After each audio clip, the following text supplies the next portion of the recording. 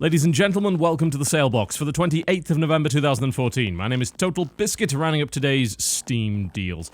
As usual, these deals will run for 48 hours, with the exception of the deal of the day, which is a 24-hour deal, so do be quick if you wish to pick up that one, and we won't be covering the rest of the 24-hour deals.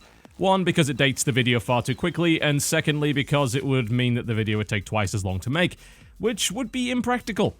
Simple as that. If you missed out on yesterday's deals, then the 48-hour deals are still hanging around on the Steam page below today's deals, and if you wish to check out yesterday's sale box, you'll find out information on them. So, let's begin, shall we, with Left 4 Dead 2. 75% off for the 50th time ever. This is a heavily discounted game that is heavily discounted in every single goddamn sale, and I'm pretty sure at this point most of you own it. You know what Left 4 Dead 2 actually is. It's better than the original Left 4 Dead. It's really that simple. It's got more interestingly designed levels. It's got more varieties of special infected. It's got more weapons to play with. The modes are simply better. I mean, I love playing versus mode in this game. In fact, it's the only thing that I like playing in this game. I just don't like the regular co-op because I don't find it really all that interesting. The somewhat arcadey slaughter of hundreds and hundreds of enemies with weapons that really don't have a huge amount of kick to them is not all that enjoyable to me, but I do like the versus mode a great deal. The main problem right now is, of course, that the remaining Left 4 Dead 2 community is pretty damn hardcore, knows the game inside out, and probably isn't going to tolerate your scrubbery. So if you don't have it for some reason, do play it with friends, and don't play it with randoms online. You are not going to have a good time. Garry's Mod, 75% off.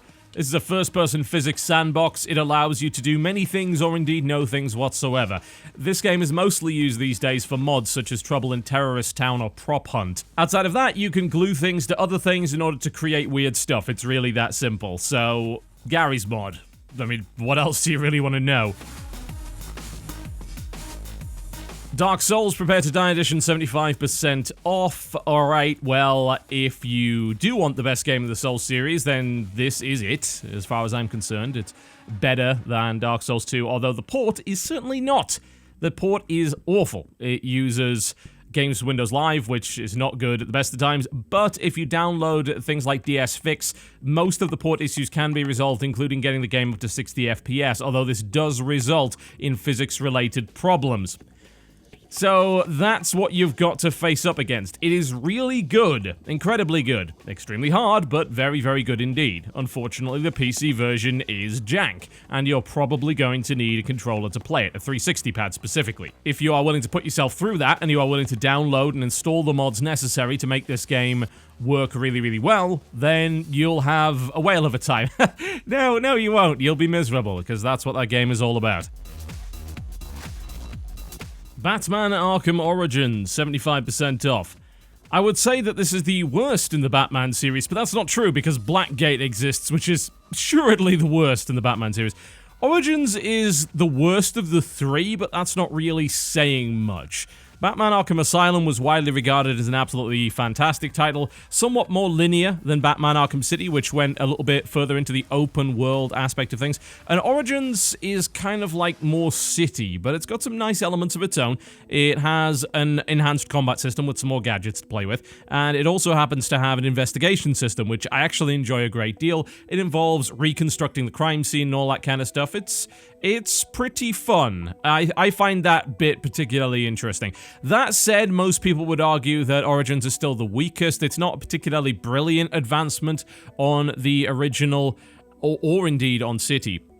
It doesn't really bring a huge amount new to the table, but it's still a Batman game and it's still well executed for the most part, even if it reuses most of the systems and the assets from the first two games. If you haven't played Asylum or City yet, you really should be playing those. They are both also heavily discounted, the Game of the Year editions with all of their DLC, so consider that before Origins as far as I'm concerned. But if you've beaten both, then yeah, Origins is a pretty good time, and thankfully most of the bugs that were plaguing it at launch have been resolved.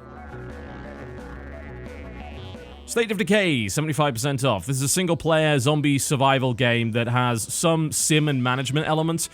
In my opinion, State of Decay is actually pretty good, and it didn't exactly fly under the radar, but it was a game that did really well on Xbox with very little marketing, then came to PC and did well again. It mixes open-world action with some of the sort of sim and management elements that you would find in a lot of those Flash games and stuff on Congregate. If you remember a game called Rebuild, which I believe is now on iOS as well, it was kind of a zombie survival sim where everything was sort of menu-driven. It's got a little bit of that to it, but it's also got the big open world, and it's got the melee and solid gun-focused combat as well. It's got things like area and territory control. It's really cool, actually. There's a lot of stuff to find in State of Decay, and I would recommend it. I enjoyed it when I played it, and it's only got better since then. DLC is also cheap as chips at 75% off as well, so that is worth picking up. Just bear in mind, this is a single-player only game. If you're looking for something like DayZ, then this isn't it. One, this is actually a functional game. Secondly, you don't have to deal with idiots. Actually, this all sounds really good, doesn't it? Europa Universalis IV, 75% off. A game that I am far too stupid to play, but there are plenty of other people who are not, like Northern Lion or Quill18, who do some good series on this. If you want to know more about that, go and watch some of their videos. They explain the game very, very well. It'll take you a while to fully grasp what's going on. And my impression of it, based on the reviews that I've read and the Let's Play and stuff that I've watched, is that it's great, and I don't have the bloody time for it. It's a grand strategy, it is very complicated, but it has a lot of depth as a direct result of that. Endless Legend, 50% off. This one's been somewhat overlooked. I have to wonder why that is. I think it's mostly down to its proximity to the release of Civilization Beyond Earth, which is a bit of a shame. This game is actually extremely well reviewed, and it's one of the titles that I have not got around to playing yet. I need to. I really do. Because a lot of people really like it. It's been described as a mixture of Civilization, Heroes of Might and Magic, with a little bit of other 4X stuff. For good measure, it's by the developer of Endless Space, which was pretty good. It wasn't perfect, but it was certainly pretty good. So that might be worth looking into if you're looking for a 4X strategy that's a little bit less run-of-the-mill, but you're okay with it being in a reasonably generic fantasy setting nonetheless. It also just got free DLC by the name of Visions of the Unseen, which adds a new minor faction, side quests, diplomatic interactions, and more besides. Assassin's Creed 4 Black Flag, 50% off. That is surprisingly not a great price. Oh, never mind, it's Ubisoft, of course. It's a shame, because this is the best Assassin's Creed game in a long bloody time, simply because it's not very much like Assassin's Creed. They kept some of the Assassin's Creed mechanics, but a lot of the game involves sailing around, doing awesome things. Hunting for treasure, whaling, taking people's ships over, collecting sea shanties, and singing in the middle of a storm. That kind of thing. That's why Black Flag is a hell of a lot of fun, because it doesn't take itself too seriously, and the Assassin's Creed elements that are in there kind of drag the game down, but the rest of the game is really quite enjoyable. This would be the one that I would play. The PC port is by no means perfect. Not at all. It's certainly a hell of a lot better than Unity's is, though, so bear that one in mind. A list of various fixes and problems can be found, as always, on PCGamingWiki.com. Next car game, Wreckfest, 46% off. Alright, well, that's oddly specific. So this is coming from the original creators of Flat Out. They also made Ridge Racer Unbounded, which was actually pretty good as far as I'm concerned. But the game's in early access. It is not done yet. In its current state, it's pretty good.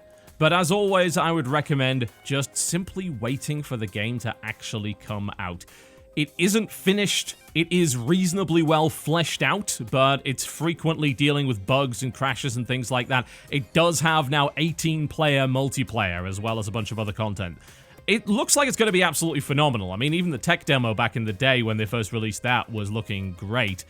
But ultimately, it's early access, so maybe go back and play Ridge Racer Unbounded, which was pretty good, or play any of the Flat Out games as long as they're not Flat Out 3, which was absolutely terrible.